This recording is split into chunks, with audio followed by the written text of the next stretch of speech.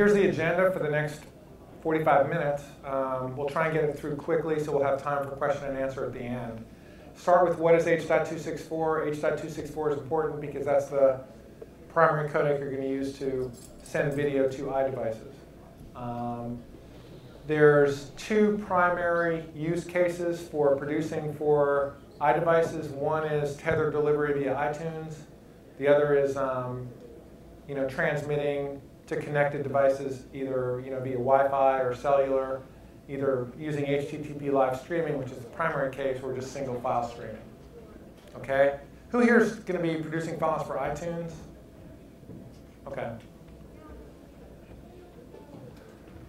So we're going to cover H.264 quickly, what you need to know, what you need to care about, and then we'll get into configuring your video. H.264, the thing that you need to know, it's a wonderful standard. It's adapted by the ITU, the ISO, but if you're here for iDevices, it's the primary codec to use for iDevices, and that's really all you need to know.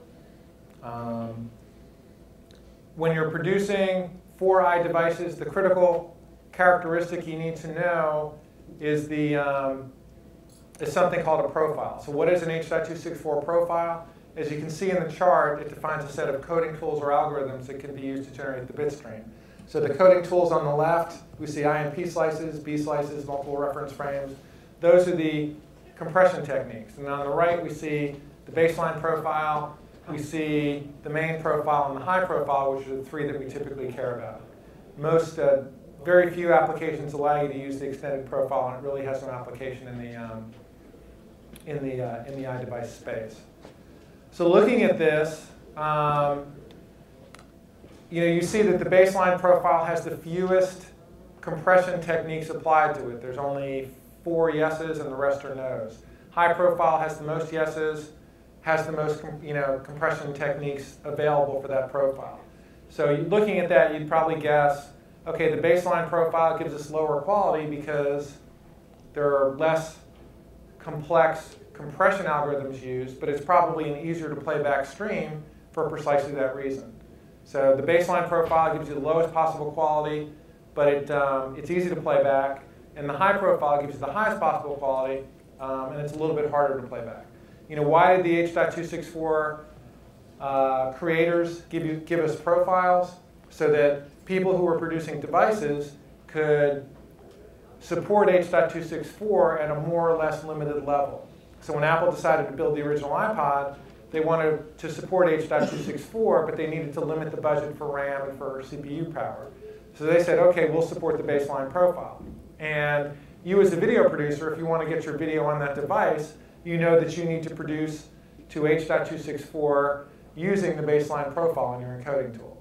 So it's a convenient meeting spot between hardware developers on one side and video producers on the other side. So it's critical to know the target profile before you start encoding. And we're going to look into this in a lot more detail in a few moments, but at a high level, the iPod, iPhone through 4G uses the baseline profile. And the iPad at the high end is going to be using the main profile. And as I said, we'll cover that in more detail in a few moments.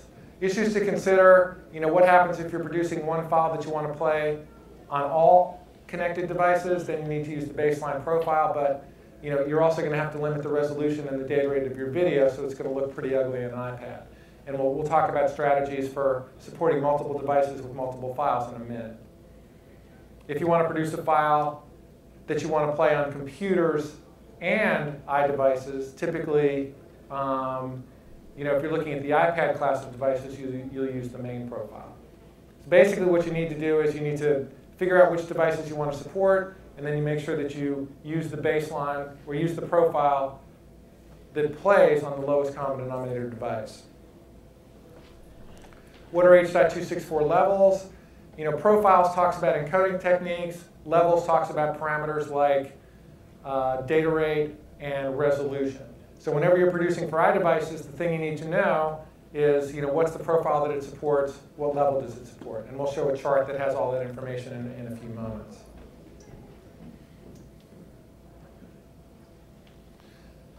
The thing about encoding for iDevices is, the required parameters vary by device.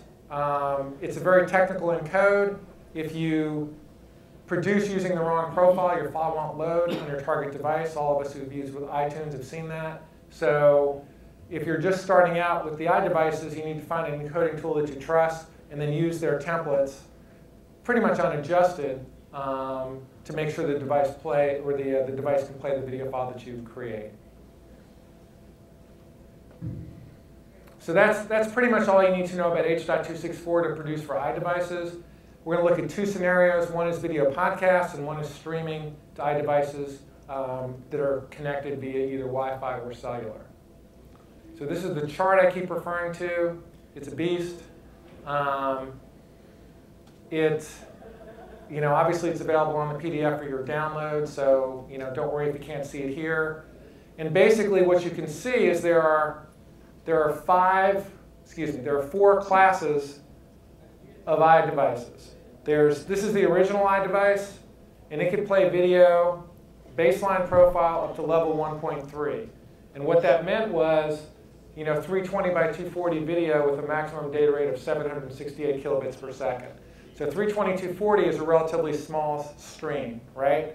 It's going to look fine on a tiny iPod, but it's going to look pretty ugly on an iPad. So this is the oldest class of video-capable iPod devices. The next class was, the Ipod Touch and the original iPhone, the iPod Nano and Classic. They support video encoded using the baseline profile up to level 3.0.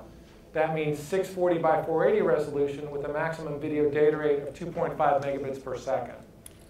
So this is the class that most people tend to support.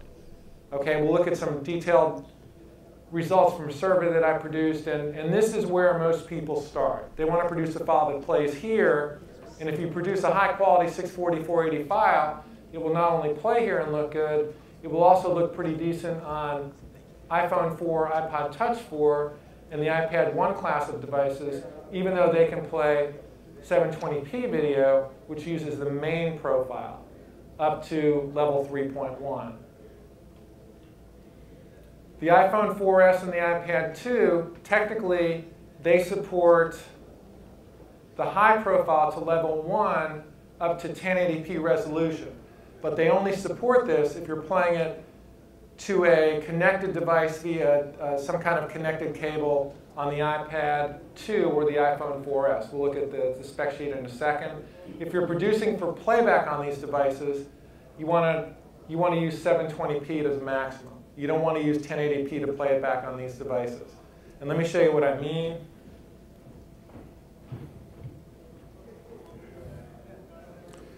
So this is the spec sheet for the iPad 2, and what it says is it supports up to 1080p with the digital video AV connector or the Apple VGA adapter. Okay, so it can play 1080p, but only out through this port. Can't play it natively on the device.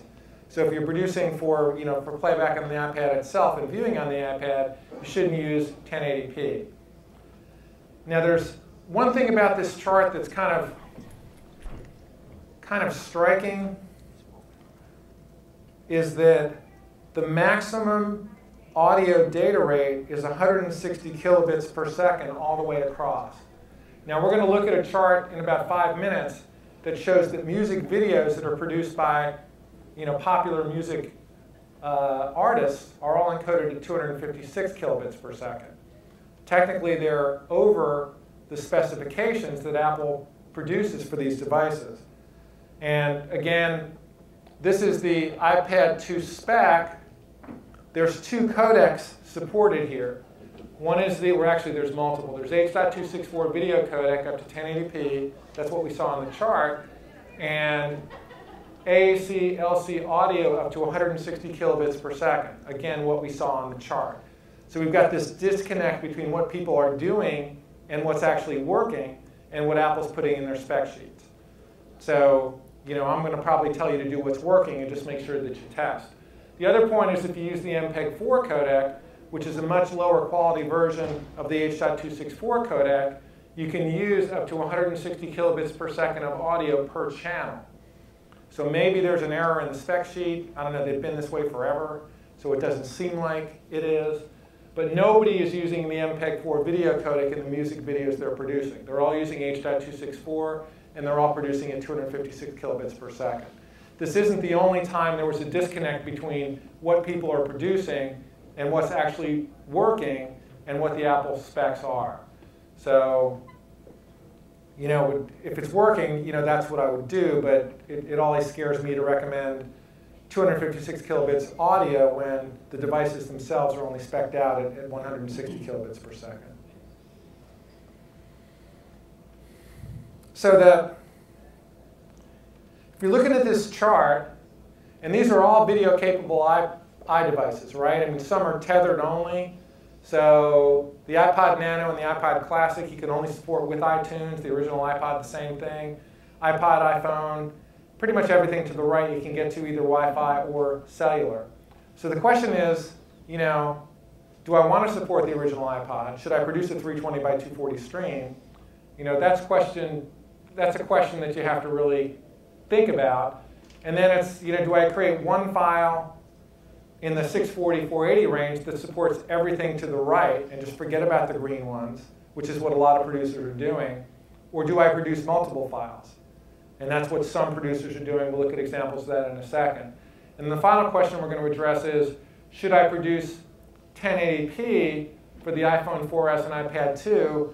And you know, there the answer is no, because the files don't play natively on those files. They only play with the adapters. So let's go through those questions one by one, and I'll show you the survey results. Quick question. Yes? What would the typical data rate be for, let's say, 720p? We'll get to it. OK, so what I did last week was I downloaded about 100 and some files from iTunes. Most of them were free, but I also downloaded, I guess, 6 or 7 music videos and then 10 or 12 HD television programs. Because I wanted to see what are typical producers doing from a data rate perspective, what are they doing from a resolution perspective. And that's kind of what I'm going to show. The questions we're going to answer are the ones that I raised. And so here's the survey, 98 files. These are the free files that I downloaded. 3-letter networks, you know, ABC, CBS, CNN, Prominent Technology and other sites, CNET, Revision 3, This Week in Tech, you know, the featured podcasts on iTunes, the one that, you know, Apple was promoting. So question 1, should you abandon 320 by 240? What I did is I looked to see, you know, I looked for the smallest, lowest quality file I could. Anytime there was an HD option, I looked to see if there was an SD option. I only found 5 of 98 files that were 320 by 240 or lower. A year and a half ago, I did this survey, and I think 30% of the sites supported the first generation iPods. This time I looked a year and a half later, and it's down to maybe 6%. 2 of those sites were Revision 3 and CNET, who they had 2 shows each that supported 320, 240. The only other company that supported that size was Merrill Lynch. And then once I saw these results, I deliberately looked at sites that you would think would have the broadest possible coverage, like US government sites, CNN, the AARP, some of the 3-letter networks. And all of those produced a targets larger than 320 by 240. So if I'm producing a podcast, unless I absolutely know that I've got target customers with these old devices, I just don't produce a 320 by 240 any longer. So question 2, should you support should you support everything to the right of those earliest devices with a single stream? 50 of the 98 podcasts were either 640 by 480 or 640 by 360. So what they decided was to support that one clump of streams and then everything to the right of that with a single file.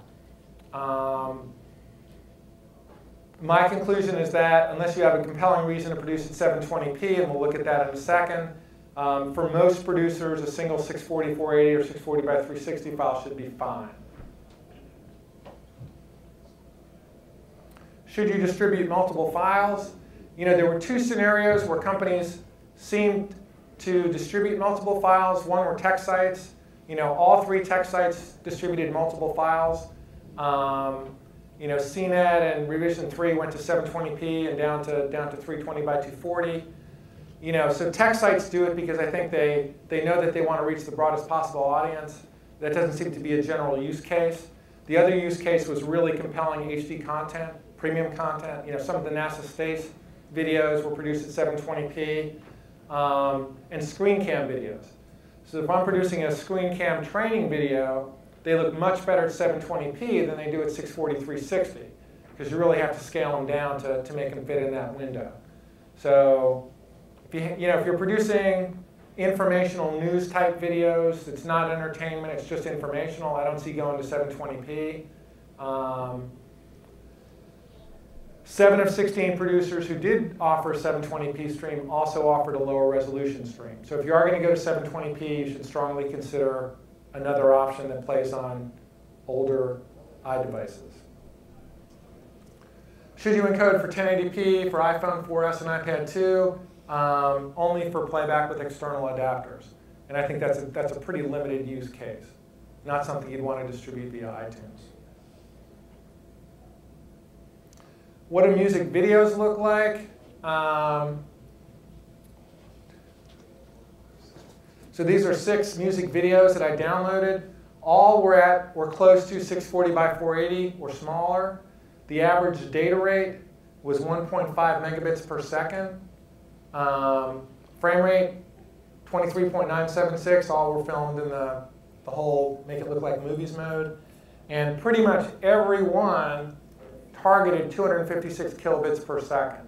So even though that audio is more than what any of these devices are spec'd out as playing, this is what the producers used when they produced those files. And then they all used stereo, that's 2 channels, and the average bits per pixel is 0.260. These are pretty high quality files. As you would expect. People are paying for them, they want to produce high quality video, high quality audio, and that's why they use those parameters. What about Hdtv? A couple of interesting things here. These were all produced to display at 720p. So even though the width of the file was 960, when the file was played, it was zoomed out to a full 1280, by messing with the aspect ratio during compression. So I'll show you what that looks like in a second with the SD files that I'm going to talk about.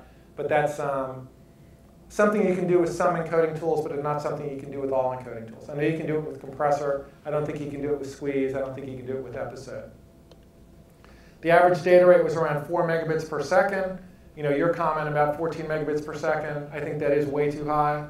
And we're seeing, these are HD episodes that people download, and we're seeing an average data rate of 4 megabits per second. So we're going to look at what the survey results were. They were in the 3 megabits per second range. Premium content people are paying is 4 megabits per second. So I would never encode at an average data rate higher than that because I think it's just you're wasting disk space on the people's iPods, and if there's any bandwidth charges, you're wasting money there. Everybody used the native frame rate, either 23, 29, or 25 frames per second. The audio was pretty high, but not excessively high. So everybody was stereo. Typical target was around 160 kilobits per second. And the bits per pixel was around 0.195.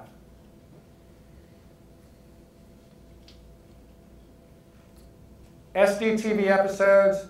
It's interesting that if you buy an HD file on iTunes, you download both an HD file and an SD file. And I think Apple does that because everybody wants HD, but they don't know if their devices support HD or not.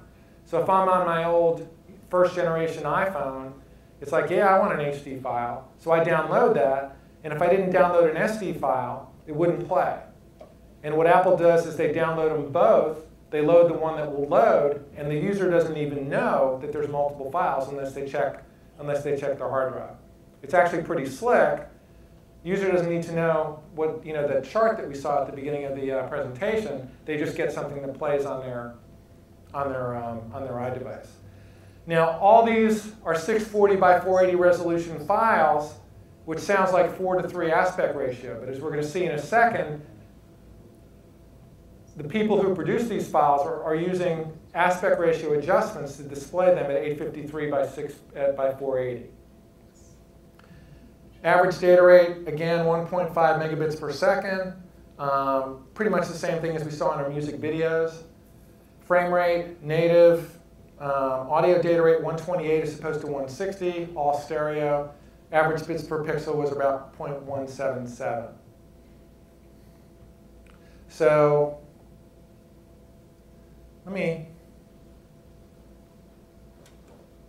and this is important and interesting. So it's a nice, kind of a fun.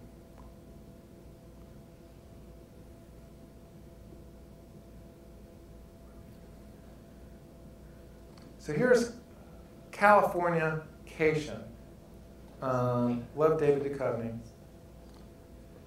So here, if I look at the file in Media Info is a file analysis tool, and this is going to tell me the resolution of the file. So if I look here, I see the file resolution is 640 by 480. Now, why is the file resolution important? The file resolution is important because if it's bigger than 640 by 480,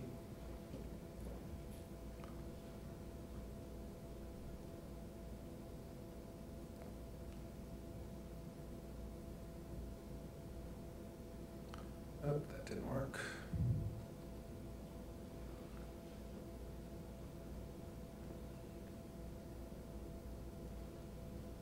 If it's bigger than 640 by 480, it's not going to play on this class of device, right? Because this class of device has a maximum resolution of 640 by 480. So if you look at the file and you analyze it in Media Info, as I just did, you see the resolution is 640 by 480. If you actually play the file in QuickTime, QuickTime stretches the file,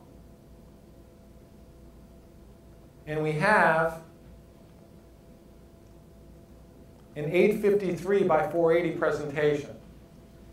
Okay? So what they're doing is they're encoding the file at a resolution of 640 by 480, but they're telling the player to scale it out by a factor of 1.33 during decode. So they're producing an 853 by 480 experience from a 640 by 480 file. Now, I don't know if the reason they do that in this case is because that's the only way to get it to play on those older generation iDevices. I don't know why they're doing it for the 720p files. I don't think there's any advantage to doing that. A 960 by 720 file as opposed to 1280 by 720. But as long as the numbers are kind of the numbers, that's what they're doing.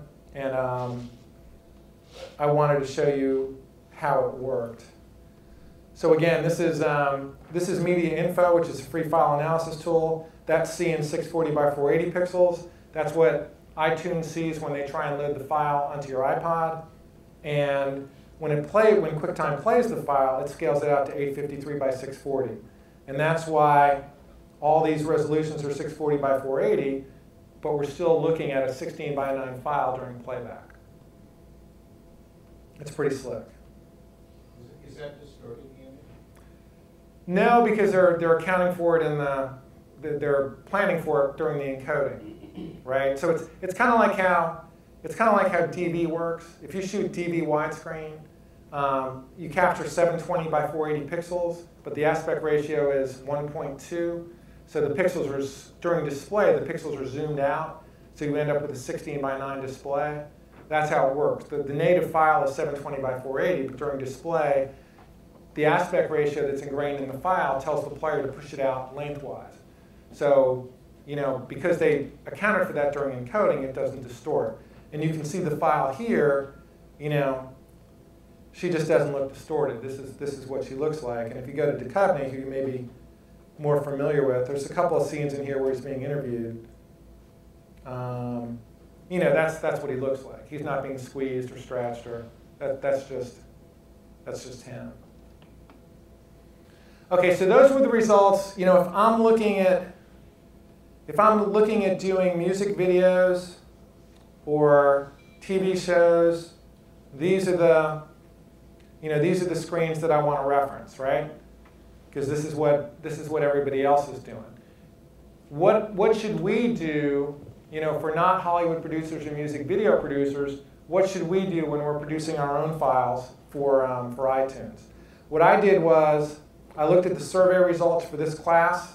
So this class is the 320 by 240 class.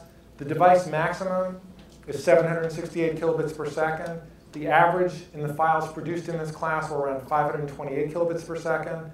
So I would go to my encoding tool and make sure that the encoding parameters matched this value, were around 5 to 520 kilobits per second, and didn't exceed the 768 kilobits per second, which I presume they wouldn't. At 640 by 360 or 640 by 480, the average in the survey was 1.16 megabits per second. So it's about 25 to 30% lower than what we saw for music videos and what we saw for SD television shows. And the maximum in this class is 2.5 megabits per second. Audio was 98 kilobits. Device maximum, actually this should be 160, excuse me. So I would make sure that my template at this resolution targeted around 1.2 megabits per second and didn't exceed 2.5 megabits per second. And this is another, mismatch between what the specs say and what video producers are doing. If you look at the specs for the iPad 1, it says it only plays main profile. 9 of the 16 files that I downloaded were high profile, and they played fine both on the iPad 1 and 2 and also on the iPod Touch 4G. So this is another disconnect between what Apple tells you it plays and what actual producers are doing. What do? I mean, I recommend using the main profile just because I don't like violating a published spec. But clearly, you know, a lot of producers are going to the high profile to get that extra bit of quality. The average data rate in this class of videos, you know, we saw the HD programs in the 4 megabit per second range. In the free category, these videos were produced at around 3 megabits per second. The device maximum is 14 megabits per second. If you look at the Apple compressor preset for 720p, the target data rate is 10 megabits per second, and the maximum is obviously 14. So that's much more data than you need to get good quality at this resolution.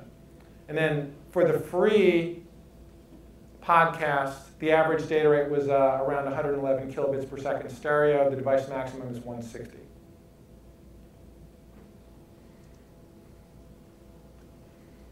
Okay, so that's the iTunes podcast side of the story. And now we're going to get to the adaptive streaming, the connected delivery. So now we're connecting to our iDevices via Wi-Fi or cellular.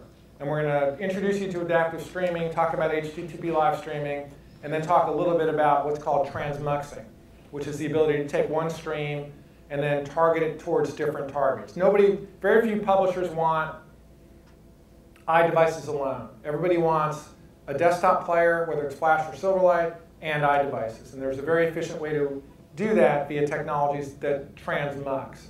And we'll cover that at the very end.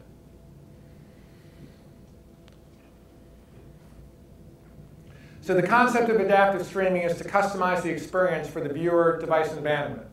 That means you produce multiple files, and some at lower data rates, some at high data rates. And when the connection speed is adequate and the CPU horsepower on the playback side is adequate, you send the higher quality file. When the connection speed is lower and CPU power is lower, you send a low quality file. It's all transparent to the viewer, and it's all adaptive. So if something happens to the viewer's bandwidth, the stream will change, all behind the scenes. Two issues there. How many streams do you produce? What resolutions? What data rates? Apple provides a really good starting point for that. We'll look at it in a moment. Once you decide how many streams you're going to produce and what resolutions and data rates, It's, how do you adjust the encoding parameters that you use to account for the fact that you're distributing adaptively as opposed to using a single file. So this is our introduction to HTTP live streaming. It's available for iOS devices, and it's also supported by Android 3.0 devices. So what do you need to learn from this chart? Here's kind of the workflow for HTTP live streaming. And we start with our video input. We convert it into an H.264 file. So H.264 is the only codec supported for HTTP live streaming, also called HLS. We chunk the stream up. We divide the stream into usually 8 or 10-second chunks. Those are the chunks of data that are encoded using the MPEG-2 transport stream. And then we create an index file or a manifest file that contains the locations of the alternate streams and the locations of the chunks in the alternate streams. So this is what a manifest file structure might look like for a 3-stream adaptive streaming experience. Now, what happens here is the player is in charge of monitoring the buffer condition on the player side. There's no CPU checking for HTTP live streaming. So assuming this file was sent, the first chunk of the low-quality stream was sent first. The player checks the buffer and says, well, buffer's good. Why don't we try and improve the experience here by jumping to a higher quality stream? So the player says, time to switch streams. I'm going to go to the index file. Oops, here's the mid-quality file. And here's the location of the next chunk for me to retrieve. If things go well, you may decide for chunk 3 to go to the high-quality file and just get chunk 3 of that. But the player, it's a serverless solution. The player is in charge of monitoring the buffer, and the player is in charge of retrieving the chunks as necessary to change streams. And that's how HLS works. There's 2 files created. One is the series of chunks, and one are the index files that tell the player where to get the next chunks of data. Now, in terms of number of streams and their configuration, this is what Apple recommends. So if you go to the URL cited here, you'll get to a page that gives you number of streams and suggested configurations for 16:9 aspect ratio and also 4:3 aspect ratio. So this should be the starting point for anybody who's producing for iDevices. A couple points here I want to make. Looks like the keyframe interval is changing here. So here we have a keyframe interval of 30. Here we have a keyframe interval of 45. Here we have a keyframe interval of 90. The keyframe interval is not changing because you're using a different data rate for each keyframe setting. So here you're using, I'm sorry, I said data rate, I meant frame rate. So here we're using a frame rate of 10. So this is a keyframe interval of 3 seconds. Here we're using a frame rate of 15.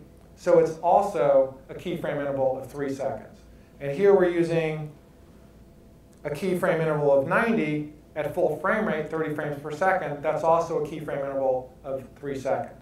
And I'm making this point because one of the key encoding requirements when producing for adaptive streaming is to produce files with the same keyframe interval, because you can only switch streams on a keyframe interval, so you need to do that. Another point here, how much audio is Apple recommending that you encode? Here's 150 kilobits per second total. Here's 110 video. What's the difference? 40 kilobits per second. Down here at the high end, we've got a 4.54 total bit rate and a video bit rate of 4.5. What's the audio? 40 kilobits per second. So Apple is basically saying use a consistent audio stream in all the adaptive alternatives. And they're also saying change the profile to use a higher quality profile for those devices that can play it. Okay? And the manifest file structure is smart enough so that devices that can only play the baseline profile won't try and retrieve a stream that's encoded with the main profile. Okay?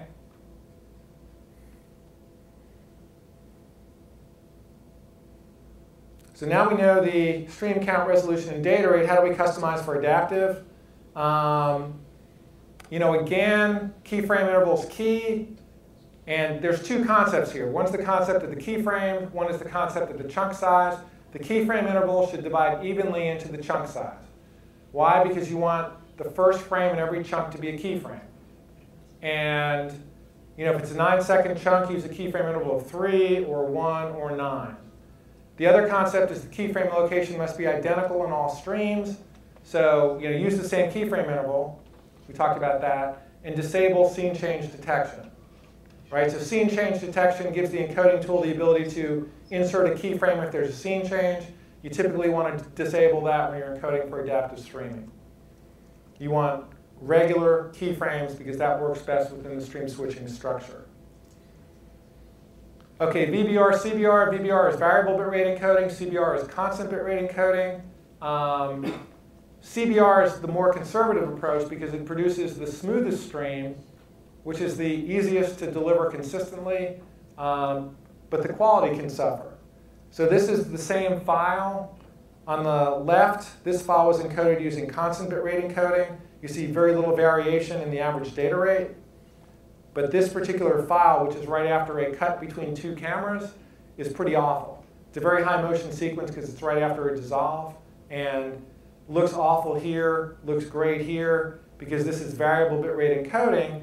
And it can raise the data rate for those series of frames to give you better quality.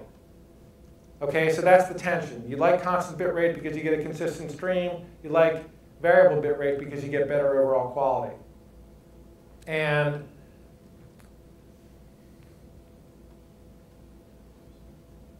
here's what can happen if you have a VBR stream in an adaptive streaming scenario. 3 chunks here. This is an average size. This is a large chunk because there's high motion video here. Here's a low motion chunk, smaller. When this chunk goes out, the buffer stays good, right? The data is delivered in the normal amount of time because it's a normal sized chunk. But here's the big chunk, high motion, spike in the data rate because VBR wanted to produce higher quality. This chunk takes longer to deliver. During that period of time, the buffer level drops, and the player says, I'm in trouble, I need to change to a lower quality stream. So what we have here is a stream switch that's triggered not by a change in conditions, but by how we encoded our videos. And you want to avoid too many stream switches because that degrades the experience. Okay?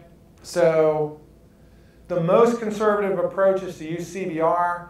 Most of the consulting work that I've done, I've recommended CPR because people are just starting out. Be aware that a lot of the producers, like MTV, are using VBR. They're using constrained VBR. They're not exceeding 200% of the file bandwidth, but they are using VBR because they want that extra quality. Again, if what I recommend is CBR until you get it working. Maybe introduce VBR down the road, but CBR is the most conservative approach. Audio parameters, same thing. Apple says use the same audio parameters because that eliminates issues relating to audible artifacts between stream switches. You can hear it when it switches because it's changing to a different audio parameter. The problem with that, if you're MTV, is that if somebody's got a 3.5 megabyte stream, you want them to have 128 kilobits of audio because the audio is valuable. And you can't have 128 kilobits of audio at the lower level because it's just too much, the stream will never get there. So again, the most conservative approach, if it's a CEO talking or a training session, audio isn't a significant component of it, I would go out at 40 or 64 kilobits mono in all streams. If it's a premium entertainment experience, audio quality matters, I would probably jump to a higher audio bit rate at the higher quality streams, understanding that it may cause a slight pop when you switch the streams. Something you need to listen for, and you need to make the trade-off yourself, but I just wanted you to be aware of it. And then in terms of other H.264 encoding parameters, what we saw Apple tell us is that you need to change the profile that you're using when you're encoding to customize it to give the highest possible quality for all devices you're serving. Baseline profile to older devices that can't play anything else, but you want to switch to the main profile for newer devices because that gives you better quality. Okay, a few minutes on transmuxing technologies. Again, most producers want to stream both to iDevices and to a desktop client. In the past, you needed two separate encoding banks, one for Flash or Silverlight and one for iDevices. What transmuxing technologies do is allow you to input one stream, and then the server will dynamically create other streams as necessary to support other devices. Now, they're not re-encoding. They're not re-encoding the streams. They're just changing the file header and creating the manifest files. So in this scenario, if I send a Flash file in, it's still H.264. And what the Wowza Media Server will do is it will change the header from RTMP type header to the MPEG-2 transport stream header, and it will create the manifest files in real time. So you send one stream in, and then you can direct that stream to two different clients because the transmuxing is being done by the server.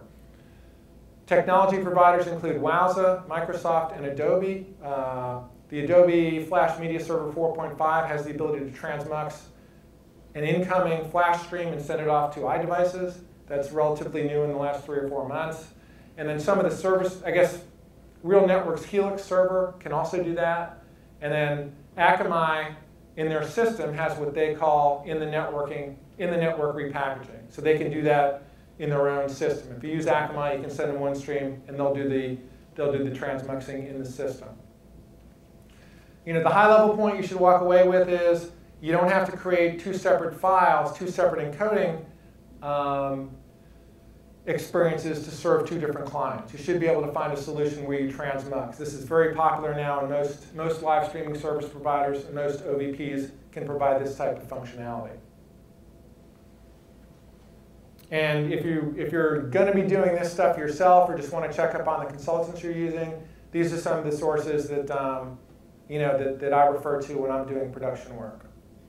Apple does a nice job documenting, as you saw with that one screen that shows all the data rates and resolutions.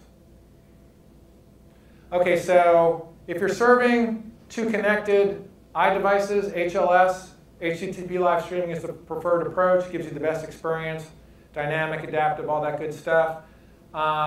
If you're not using adaptive, you can't really offer a really high quality stream because only viewers on fast connections can view it.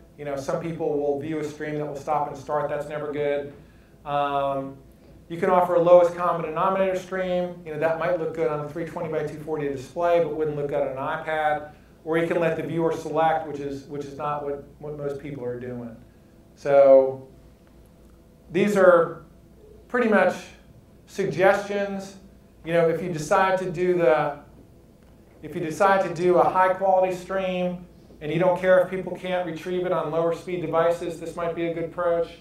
If you want a low quality stream that should play everywhere but won't look good on an iPad, this is what I would do. And if you wanted a mid-level approach that will play on most devices, won't look terrible on an iPad, these are the parameters I would use here.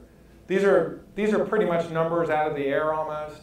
I mean, if your HLS is the preferred approach, if you're encoding a file, that kind of gives you some leeway in terms of approaches you might take. Again, a high quality experience on the left may not play everywhere smoothly. Low quality experience on the right will play smoothly everywhere but won't look that good. And then kind of a middle ground.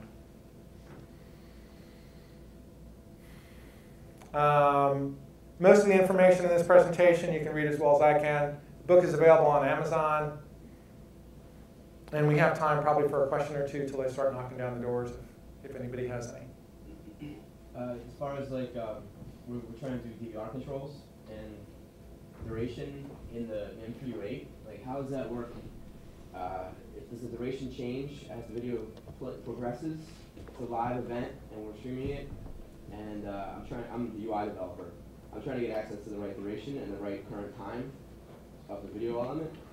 So it seems like there's different implementations, and Akamai doesn't know the answer yet.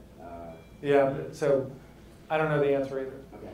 I mean, I know that the manifest file dynamically updates. Dynamically update, I would assume that maybe as the event continues, because it works the same whether I'm using my controls or the Apple native controllers.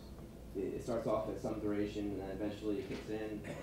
But it's, I'm sorry, that's okay, a no problem. bit more technical than where I live. Yeah. Anybody else? Well, just my question is surrounding quality and frequency of keyframes. So we're actually using a Brightcove as kind of a video platform, and so we do have a lot of this kind of encoding capability in-house. So we're really focusing on creating the best mezzanine level file to then upload it. And I do have a lot of control on Brightcove over setting them, and your books have been actually really helpful in customizing. But a lot of it's shorter content, so I want the quality to switch more frequently. So I'm setting shorter keyframes, like a 1 second keyframe. Does that degrade quality to have more frequent keyframes? And does the frequency of the keyframe in the mezzanine matter for the encodes and the renditions? Okay, so I'm repeating the questions for the millions of people who watch this. So does frequency of keyframes degrade quality? Yes. Keyframes are the least efficient frames of the 3 frame types. How significant is it? In the mezzanine file, you can have an unlimited data rate. I mean, I wouldn't even mess with it there because you're not, really it happens more when you're producing for the ultimate file. That's where I would worry about it. So it doesn't, if you're producing at 20 megabits per second, a 720p file, keyframe isn't going to matter because it's, all the frames are so big and it's such a high quality file. But you are correct, but if you're doing it for iDevices in terms of the ability for the technology to switch streams nimbly, you do want more frequent keyframes, but chunk size in the HLS world is a more important concept. Because even if you had 9 keyframes in a 9-second chunk, it can't change until that chunk's over, right? So you'd want to change the chunk size rather than the keyframe interval. And after, Squeeze 8 actually has 2 sets of presets, one for long form content where you want longer chunks, longer keyframe intervals because you care more about file efficiency over long term, and one with shorter chunks and shorter keyframes. So they're kind of endorsing your technique, but I think you need to be worried. With Hdtv-based technologies like HLS, you can only change streams at a chunk. You can't change streams within a keyframe. So that's the one that gives you agility. And are you recommending actually doing CBR rather than DVR at that level for the HLS so that it's a smoother transition? So what do I recommend for, it's very hard because, when I'm coming in as a consultant, I want it to work. Right. So I recommend CBR because I know that's the most conservative approach. And then if I go to VBR, I make it very tightly constrained VBR. So it might be constrained to 1.25, or 125% of data rate because I want it to work. Right. But MTV, who does a lot of adaptive streaming, they use 200% constrained VBR in some of their streams. So I know what they're doing, but I just, I want it to work for my client.